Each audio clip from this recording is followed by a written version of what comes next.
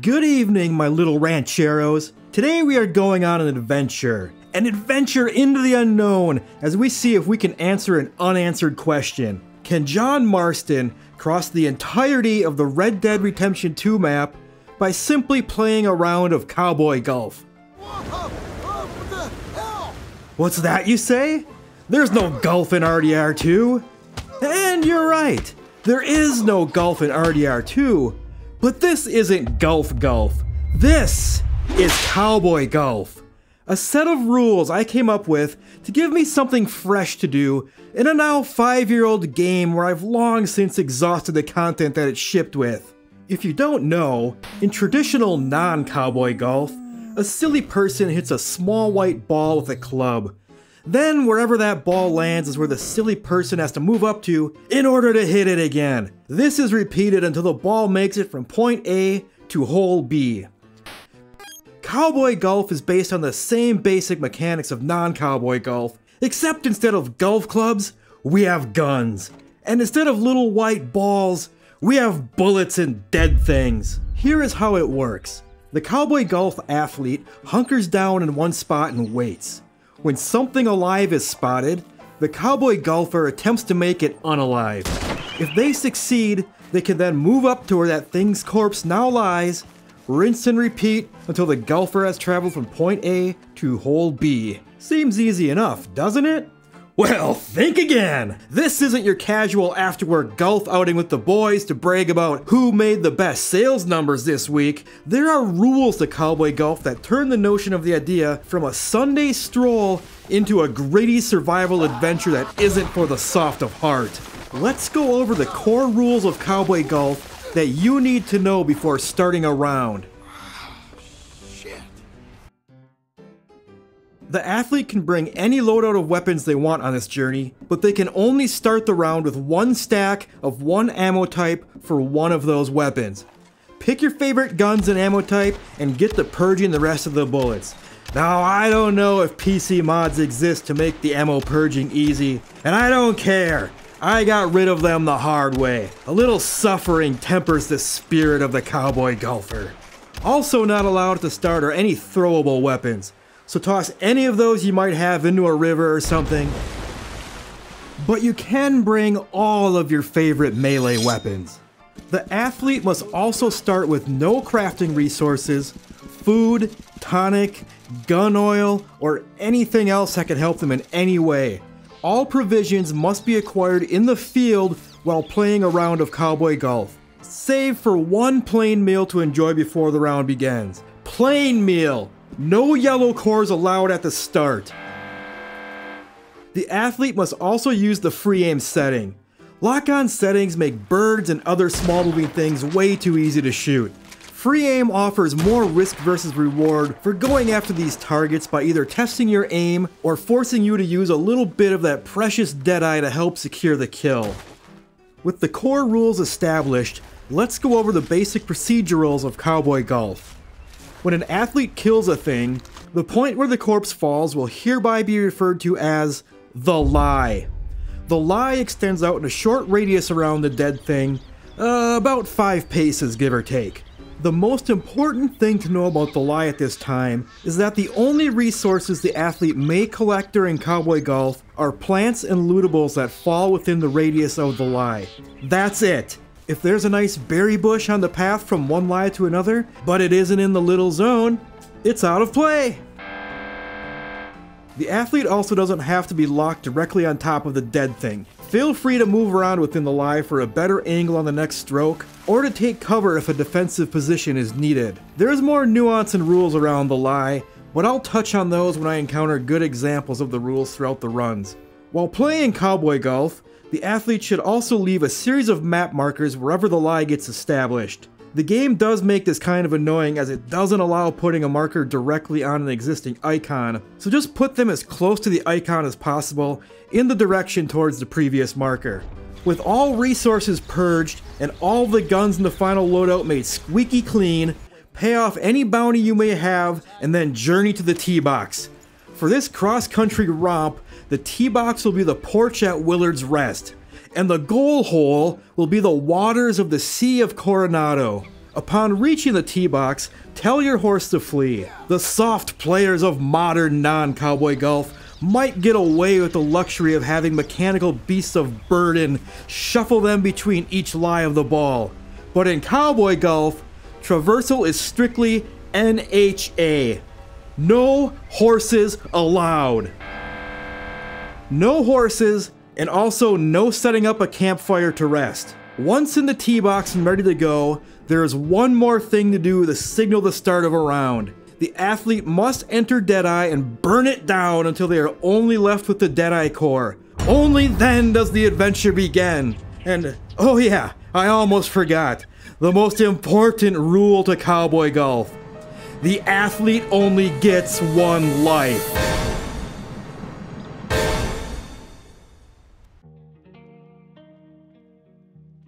I started with one stack of 200 express rifle rounds with the Springfield rifle as my main gun, while the Litchfield repeater, LeMat revolver, and Volcanic pistol sat ammo-less in reserve.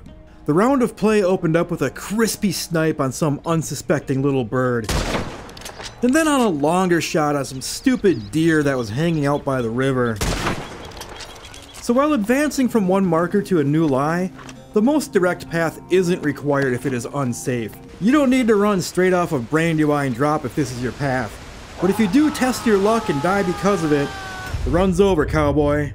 I didn't actually get sent over the falls on this run, but I also didn't make it very far until I was hit with a situation that I hadn't clearly thought out of before starting. That situation? Running into the law after someone witnessed one of my murder strokes. I hid as long as I could, but they spotted me. I started to make my stand in the lie, wondering how many waves I'd have to fight off until they stopped coming, or if they even would stop coming at all. But that question remained unanswered, as the law played a card I hadn't expected. They brought the Law Cat with them and sent it on a flanking maneuver. The first run of cowboy golf was over after a mere 19 minutes. I didn't playtest anything before this first run, and wasn't sure if the initial ammo reserves would be enough to carry the athlete across the map, so I assumed that some law breaking to acquire ammo and provisions would be in order. I thought about it, and came up with what I think is a sensible rule for dealing with this situation that isn't just taking a last stand against waves and waves of lawmen. The athlete may traverse freely between the lie and any previous map markers that still remain on the map. However, the use of firearms is only allowed while on the lie. Once leaving the lie, the athlete must rely on the lasso, melee weapons, fists, or stealth to deal with any aggression. The lie is also hereby only defined as the most recent marker put on the map, so retreating to a previous marker does not allow the athlete to use guns while on that marker. So now if a witness gets away, standing grounds against endless waves of lawmen isn't the only option. Running and hiding is acceptable, but you've now brought a knife to a gunfight if you get caught. Exhilarating. The second attempt was even more ill-fated, and only lasted a mere 10 minutes. But it did illustrate a rule that I haven't mentioned yet. You play it where it lies, not where it dies. For example, this first dude I popped, his body totally despawned when I went looking for it. No body, no lie, go back to where you came from. Then this second dude I popped. While I took him down on the road, his horse dragged him a ways down the train tracks before the body fell off. So that is where the lie moves to. And this also brings up a small exception to the only loot within the lie rule. Dropped weapons that end up outside of the lie may still be scavenged for ammo. Oh yeah, and also, where the corpse falls is where it stays. No being cheeky thinking you can just move a human corpse out of sight and out of mind from any passerbys. A witness saw my crimes and got away. The retreat rules worked to get me away from the searching law, but like an idiot, I returned to the lie far too soon, and they were still milling about and swiftly took me down.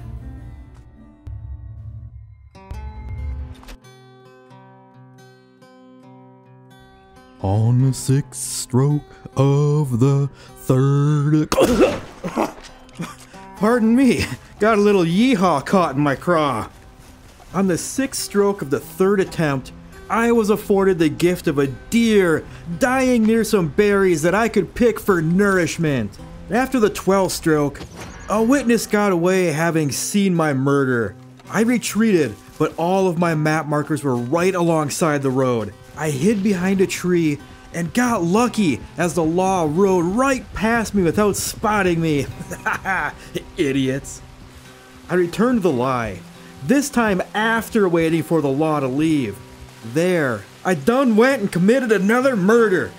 And this murder was the first time I had gotten to the 13th stroke. And this is where I learned that you can only keep up to 12 markers on the map at a single time. I had to remove some markers, but also keep a note that removing a marker from the map means it can no longer be used as a retreat point. Delete wisely. But once again, a witness spotted the victim and got away.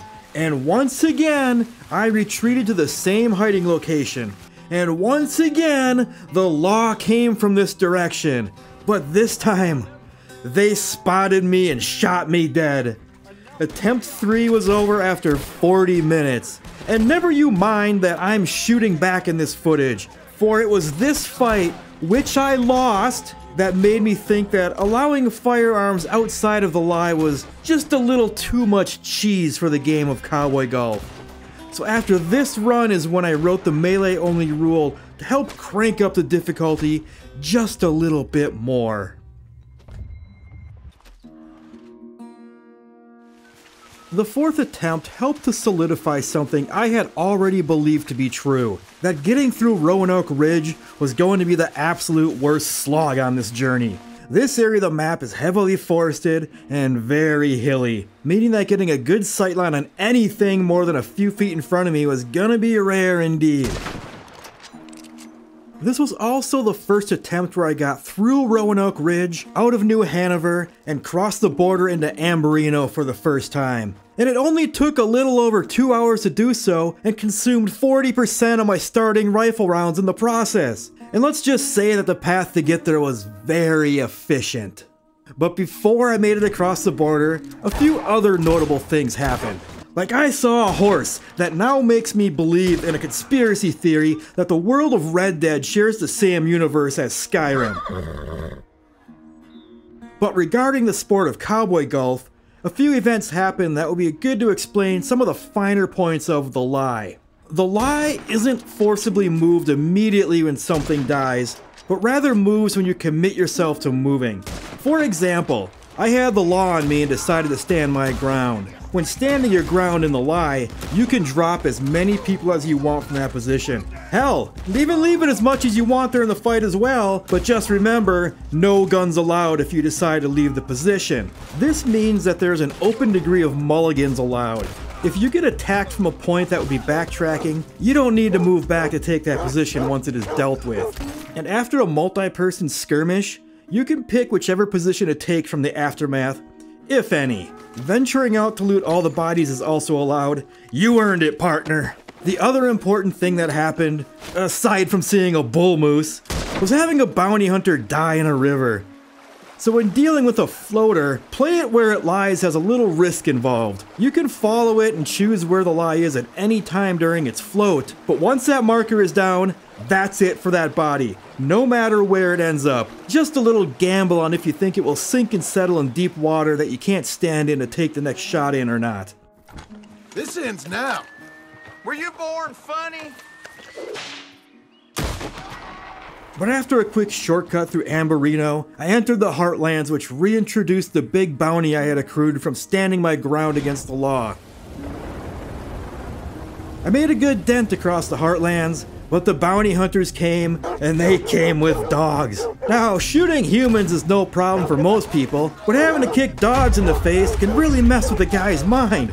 And as such, the doggo-equipped bounty hunters brought the 4th attempt to an end after about 3 hours and 45 minutes.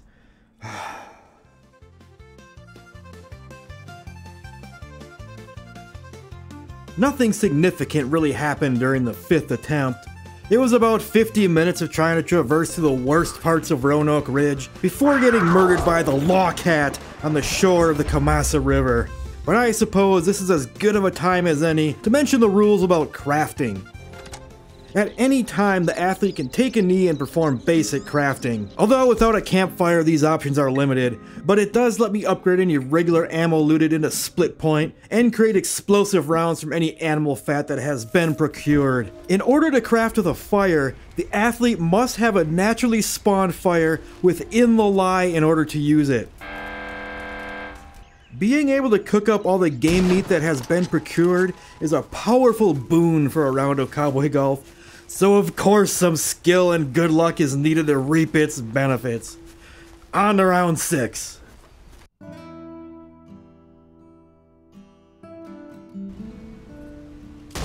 Not wanting to get hung up in the quagmire of hills that is the middle of this cursed location, I decided on a new plan for the 6th attempt. Instead of going straight southwest through the hilly river valley like I'd been doing, I was going to stay north a bit and try to follow the rail tracks, which will be much more level.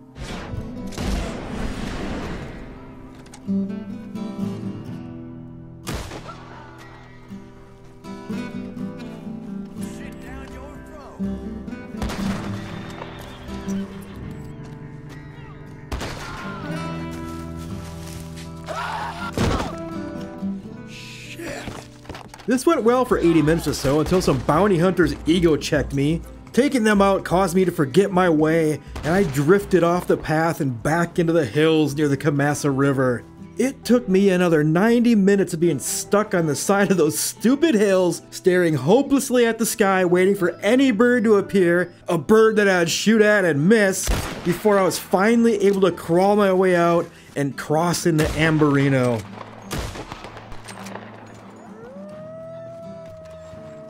Only to be immediately greeted by a bunch of wolves. I was already committed to the lie in Amberino, so I don't run them before being able to use my guns on those definitely not good boys.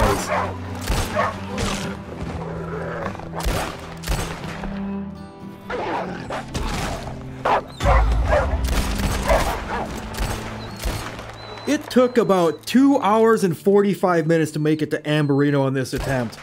About 45 minutes longer than the first time I made it here, but I did do so using fewer rifle rounds. But some good news was right around the corner, as I soon sniped a woodpecker sitting on top of a cabin. A cabin which I hadn't looted yet, so it had a few good supplies within the lie to help me regain some of my cores. It was getting late though, so I saved the game and went to bed.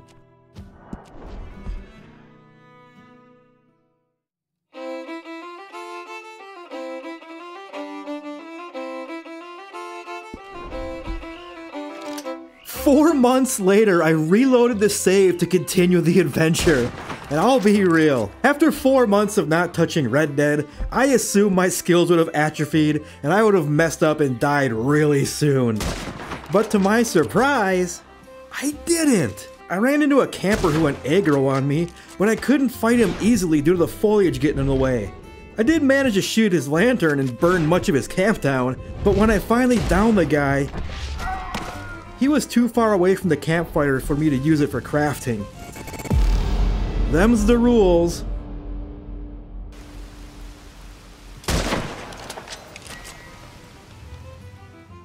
But after getting boned by the play it where it lies, not where it dies rule, I went on to cross the entirety of the Heartlands without any issue.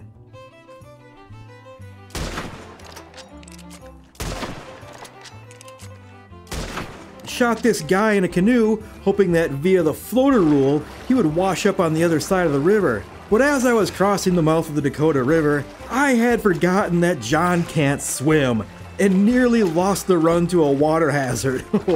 But I made it out barely, and the round continued on where I met a friendly blue jay.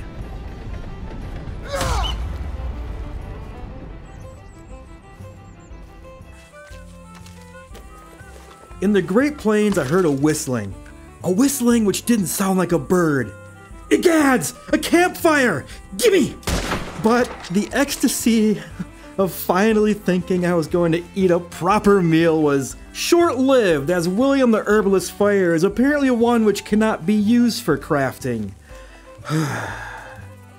Sorry, William. Sorry for the big hole in your face I made in the name of Cowboy Golf.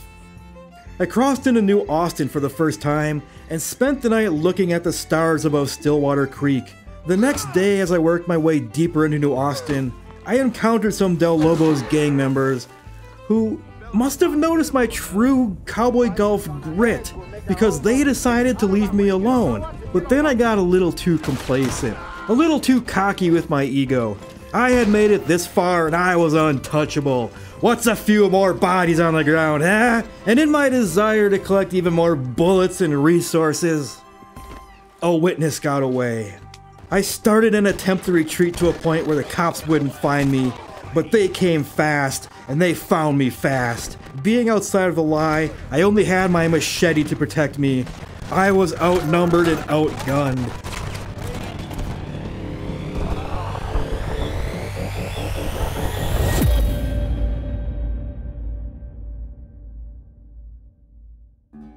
If the sixth failure at Cowboy Golf showed me anything, it was that it was feasible to get to the Sea of Coronado with the rules I had established. But I have already spent nearly 13 hours of my life trying to beat the game I created, with that last run consuming 7.5 hours only to get me 2/3 of the way across the map. I wasn't keen on the idea of failing again after spending an entire day on this goal, so before attempting another round, I had to step back and reassess the situation. Would a new loadout help? Mayhaps. Would a new strategy help? Couldn't hurt.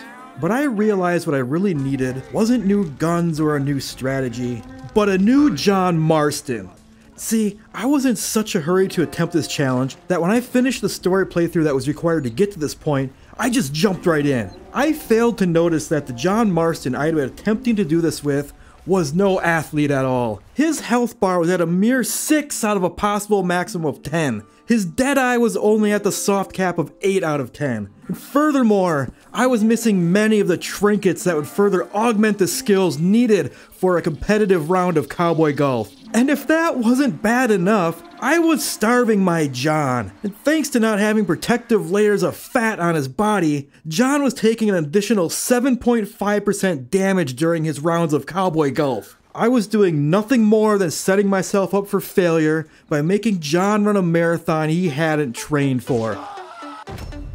So before I attempted Cowboy Golf again, I had to do some serious feats of strength, agility, and herbalism to max his skills out.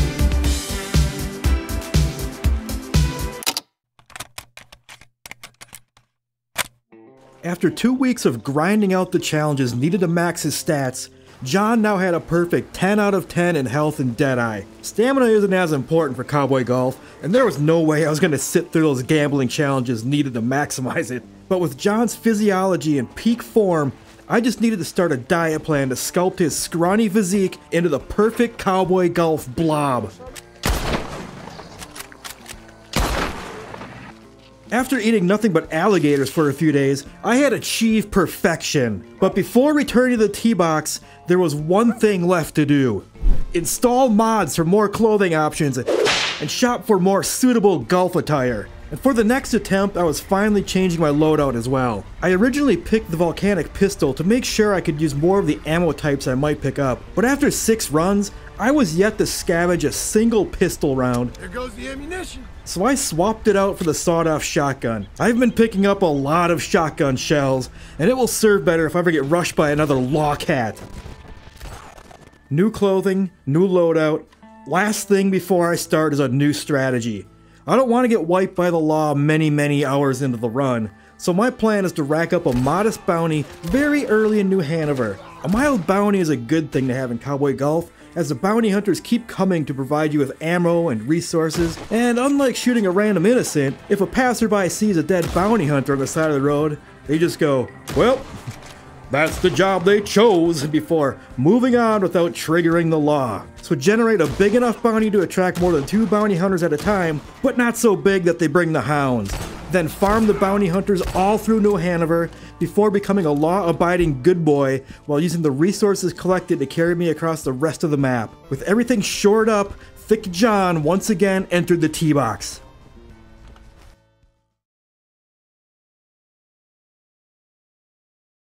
The 7th attempt was a quick failure that lasted about 15 minutes in length. I had triggered the law very early as I wanted to, and had retreated to hide from their investigation. But while in hiding, a passerby rolled by and spotted me.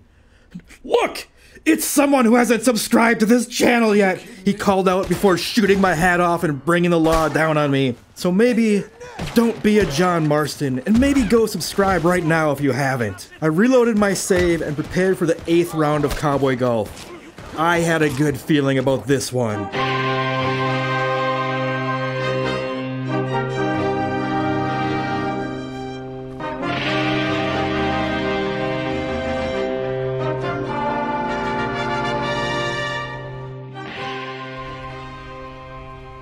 The 8th attempt started much like the others, until a moose came out of nowhere and scared me good. The moose hid in the shadows away from my prying eyes for a few moments, but eventually it showed its head, and I put it down for the first stroke. But soon things started to go awry, as this man riding a horse took me 9 rifle bullets to take down. 9! But on the very next target, this black bear who wanted to steal my trash, I wasted another 8 rounds taking it down.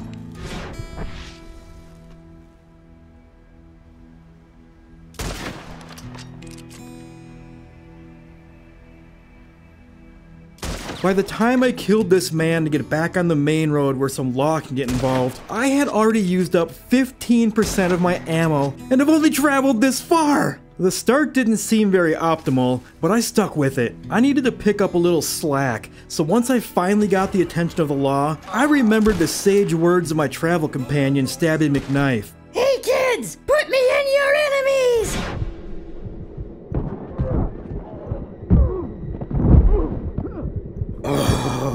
The stabbing that ensued earned me a $125 bounty, so I retreated along the corpse trail to lose the law. With a $125 bounty, I figured I was in a good place to be safe and just farm bounty hunters while I was in New Hanover. All I needed to do now was resist shooting any innocents to progress my trail. A task which I immediately failed when this asshole snuck up behind me and threatened my round of Cowboy Golf. Ain't no one will cry if I shoot you dead. But for 17 more repeater rounds, totally worth it. This guy rode past and didn't seem like he was a narc. But do I trust him? No. Perhaps the train grinding him into a mush will make the next passerby not notice the little crime I committed. Nope. They noticed, but just in time, with an expertly placed shot using some slice to my advantage, I got myself out of the search radius and free from the law. The first night came, and what I've learned in my few Cowboy Golf attempts is that night is often the dullest part of the whole adventure. If you get lucky, maybe an owl or coyotes will cross your path, but for the most part, it seems the amount of nocturnal animals is far fewer than during the day. So this is a good point to stop and craft all the regular ammo I've looted in a split point. But then I wait. On this night, I caught a law cat out in the distance, but a few warning shots made it skedaddle. But throughout the rest of the night, not a creature stirred. Around 5 a.m. the next morning, I caught a glint of a deer far in the distance. This long shot is where the choice of express rounds comes into play. For express rounds, combined with some animal fat I picked up by shooting that bear, let me craft explosive rounds. Explosive rounds that should allow me to far extend the range that my Springfield rifle can kill. I sent an explosive volley to the distant deer and... did I hit a branch and just spook it? There's no kill mark on the map. But soon, the first group of bounty hunters were on to me. 3 of them, and coming from a direction I can use for progress. The first one I sniped at a good distance for forward progress, and the rest were taken in close combat. One hop later, and the body of that deer I thought I had missed with the explosive round just appeared on the map. Oh, involuntary mulligan, I guess. But 4 strokes and 5 bounty hunters later, and I was once again on the border of Amberino. And oh boy, those bounty hunters left me with only half of my core remaining. Had I not trained up to level 10 health and undergone the fattening, I think this run would have ended right then and there. But it didn't. I called a mulligan on this particular bird as it landed in that wretched Roanoke Ridge hill that I got stuck on every previous attempt where I've made it this far. Nighttime came again, and I was still straddling the border of Amberino. Bounty hunters came to liven up the night, but none of them fell in a spot to advance my position. I crafted my day's split points, and then something peculiar happened. A kidnapping was happening directly in front of me. I didn't want to increase my bounty anymore by killing the innocent, but these two were hardly innocent, so... The karma I earned by saving that woman from the Murphy brood was swiftly paid out, as one of them had some chewing tobacco in his pocket. Of all the possible lootables on this journey, chewing tobacco is probably the most impactful for a round of Cowboy Golf. 4 complete refills of the Deadeye meter from a single loot pull is exceptionally good. This time I had reached Amberino in 1 hour and 45 minutes and only used 43 rifle rounds to get there. So with a pocket full of Deadeye, the shortcut through Amberino was a pleasant, lawful jaunt. Except for the moment where I almost drowned next to a sockeye salmon by stepping off this rock. Jesus, John, learn to swim. But possibly the most interesting thing to happen in Amberino was this moment near the Three Sisters when a crow just flew into John and died. What in the birdemic? It didn't projectile vomit on me, but I stabbed it in the heart anyway to make sure it was truly dead. By the next morning, after exploding a ram, I had re-entered New Hanover. Let the feast of bounty hunters begin!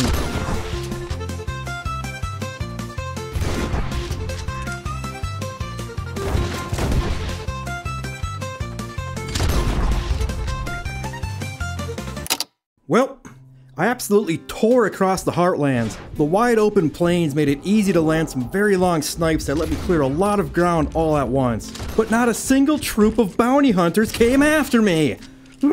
But near the old oil derrick, there was something even more important. A campfire. All I needed to do was get close enough to that campfire to get a shot on whoever was tending it, and I could cook a bunch of the meats I've collected so far in this journey.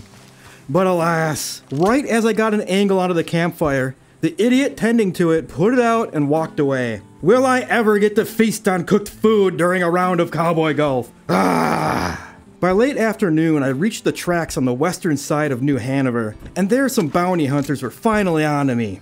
But only 2 of them. I waited in ambush and debated if I should fire a shot in their direction to get their attention. I didn't and decided to wait for them to come to me, except they just gave up and started heading home. Unacceptable! Well, I used the gun oil I got off that bounty hunter and cleaned my rifle. The sun went down and I spent most of the night blowing out bounty hunter brains and foaming at the passing trains. The following morning I dropped a crow right on the platform of Flatiron Station like a damn pro. I took care of a few more bounty hunters and set my course towards a plume of smoke that had appeared. It felt like an infinity worth of small putts by shooting tiny birds before, on the 69th stroke, I finally landed one close enough that gave me an angle onto the fire. And as I was walking to the live for the next shot, I saw the dirtbag tending to it walk behind his shelter, obscuring me from taking a shot. Worried that he might put out the fire on me like the last guy, I had zero hesitation taking him out and claiming what was mine when I did finally get in range. Finally, I could take a breather next to some warmth. I got to cooking the raw meat that I had accumulated so far in this adventure. And during this downtime, I thought to myself, I don't have the mini-map while I'm cooking. I better back out quick to make sure no bounty hunters are approaching. And I shit you not, the moment I finished that thought, the bounty hunters had approached.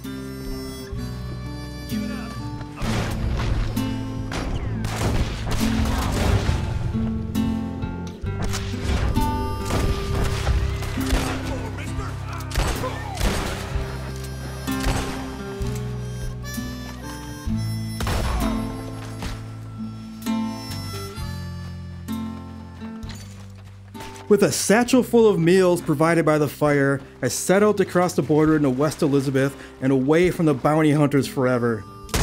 A crispy snipe on a pronghorn on the other side of the river, and I was good to go. This time I made sure to take the long, safe route across the river to make sure I didn't drown, along with a little bump of cocaine gum for the stamina boost, just to be safe. So I told myself I was going to play it safe and not provoke the law once I got into West Elizabeth. But I did have a good retreat route that wasn't on any roads, and I was down to 1 weak Deadeye potion. So I decided to take a little risk in hopes of stocking up for the remainder of the voyage. Eventually a witness got away and the law was notified. My retreat path was indeed safe, but perhaps a little bit too safe, as it seems I totally got away with my crimes without accruing any bounty. The next morning I dropped a bird into the middle of the upper Montana River, which was a no-go as John would have drowned trying to take the position. But after getting another bird down near the riverbank where it was safe, Stroke 84 landed one on the other side of the river. But will I be able to cross the river without drowning? Nope. The game is pure NHA, so I had to go on a long hike to the nearest shallow crossing. Crossing the Great Plains was quick and uneventful, except when I scared the Jesus out of Blind Man Cassidy. Just get away from me! As I drew near the border into New Austin, the final state I'd need to cross, I still didn't have much in my satchel for Deadeye tonics. Thus, some innocent people needed to once again die in the name of Cowboy Golf. Covered wagons are nice to go after, as the wagon often has 2 lootable crates in it, although this one just gave me a pile of salted meats. But the driver provided me with more of that oh so important chewing tobacco. A few more witnesses had to get put down before I could get out of the area, but as soon as I was barely far enough away to dodge the law, they showed up. And once again, I got away with the crimes. I don't think the police are very good at their job in West Elizabeth.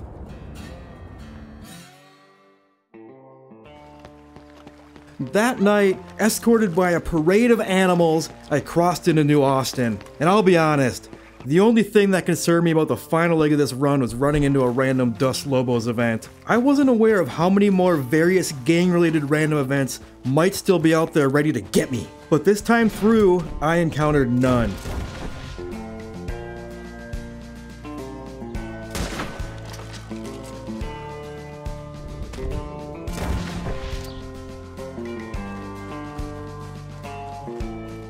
And soon I was standing at the ridge of Hennington Steed, taking a moment to reflect on where I've made it, and at the little bird somewhere at the bottom of the cliff I needed to get down to.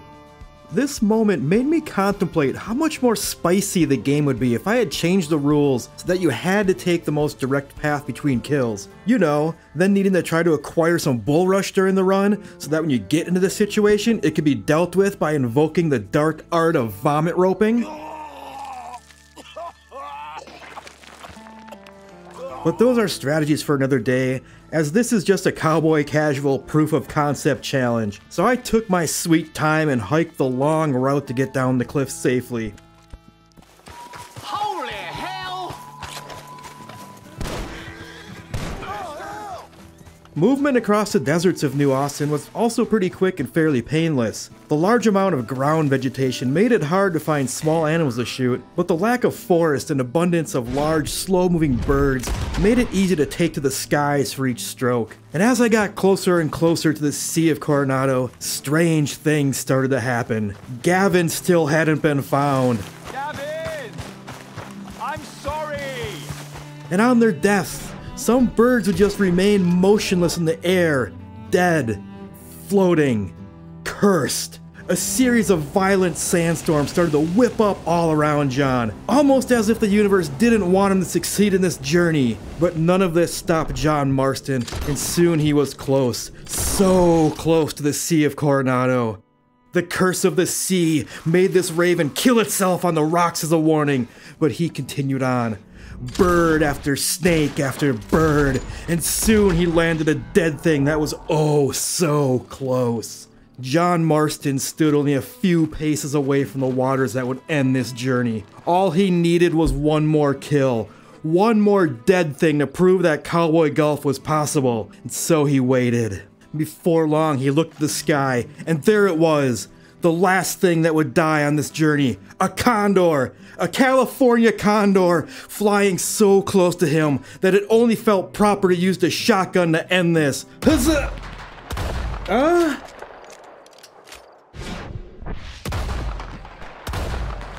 Why the shit is this condor immune? Strange things are continuing to happen. So once again he waited, and alas, there it was. The last thing that would die on this journey.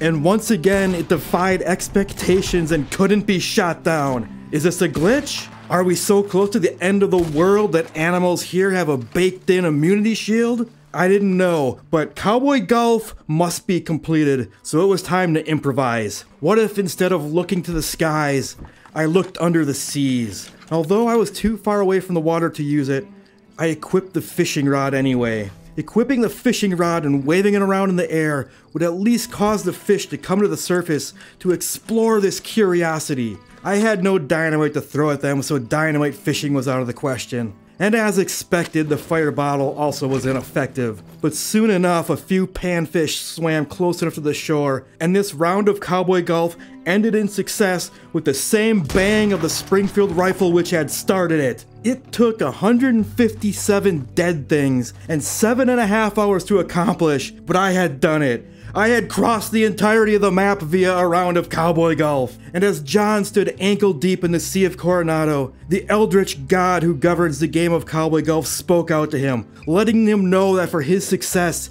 he would be gifted the knowledge of knowing how to swim.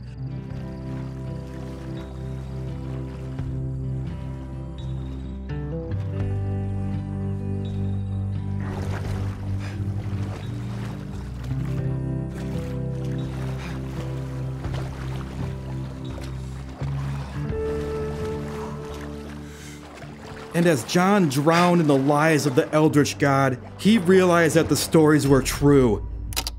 Nobody wins in Cowboy Golf. Oh, what a story that was.